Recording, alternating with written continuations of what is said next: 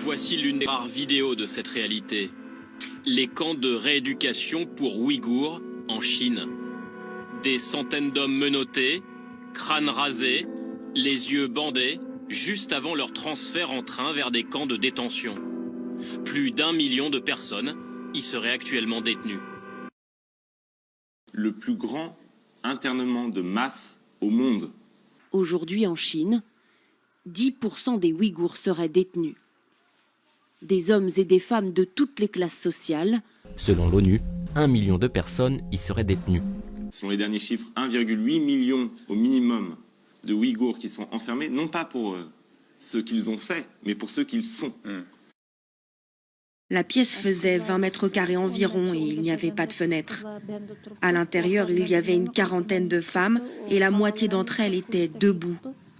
Les autres étaient allongées au sol les unes contre les autres. On portait toutes de très lourdes chaînes aux pieds.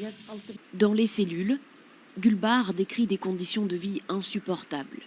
Manque d'hygiène, d'eau et de nourriture. À l'intérieur, on découvre des dortoirs qui ressemblent à des cellules de prison.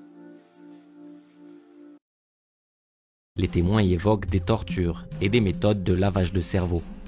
Elle est aussi soumise à des sessions de lavage de cerveau. Elle doit prêter allégeance au Parti communiste chinois. Et si on chantait pas, on n'avait pas de nourriture et ils nous punissaient. Parfois, quand je donnais cours, les policiers armés faisaient irruption dans la classe. Ils étaient 2 ou 3 et sortaient de force des détenus. Ces personnes-là, je ne les ai plus jamais revues. Parfois aussi, le soir, au moment du dîner, on entendait des gens appeler au secours. Ces voix, ce sont les voix les plus misérables que j'ai jamais entendues. Les détenus sont censés être rééduqués. Ils sont en fait torturés et maltraités. Les détenus devaient aussi recevoir des piqûres. Il ne s'agissait pas de piqûres pour les soigner, vous voyez. Ces piqûres, c'était comme de la torture. Elles étaient faites pour prendre le contrôle de leur mental. Ils nous piquaient ici ou là, une fois par semaine. On devait sortir notre bras par une petite ouverture dans la porte. Nous nous sommes rendus compte qu'à cause de ces injections, nous n'avions plus nos règles. Les miennes se sont arrêtées 1 mois après le début de ma détention. Et puis nous ne pensions plus à rien, nous ne pensions plus à nos proches, à nos familles. Je ne savais plus où j'étais née.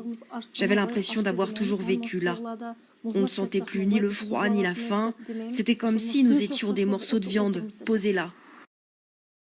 Les Ouïghours, une ethnie musulmane et turcophone, présente dans la province du Xinjiang. Et on leur demande de renoncer à ce qu'ils sont, c'est-à-dire à leur religion, à leur identité, à leur langue, et alors peut-être pourront-ils survivre. Et tu sais pourquoi ton père est là-bas? Je ne sais pas trop. Dès que je me souviens d'un nom, je l'écris. Alia, enfermée car elle a voyagé en Turquie. Anissam, elle, c'était parce qu'elle avait une photo d'une fille en train de prier dans son téléphone. Marfret, arrêtée parce qu'elle portait un foulard. Confiscated the passports of most Uyghurs, and some parts of the region have forbidden parents from giving their newborns Muslim names. En pleine rue, nous sommes empêchés de filmer. Un barrage de police nous empêche d'aller plus loin. Les 11 millions de Ouïghours qui peuplent le Xinjiang vivent désormais dans une immense prison à ciel ouvert. De menaces par le gouvernement chinois. En France? En France, voilà. Les policiers chinois qui demandaient d'envoyer des informations personnelles aux Ouïghours de France à eux. Après, des fois, ils demandent de l'espionnage entre eux.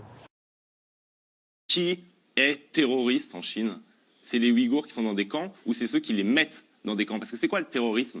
Le terrorisme, c'est par des actions d'extrême violence, terroriser l'ensemble d'une population. Eh bien, aujourd'hui, la politique du gouvernement chinois au Xinjiang, elle est terroriste.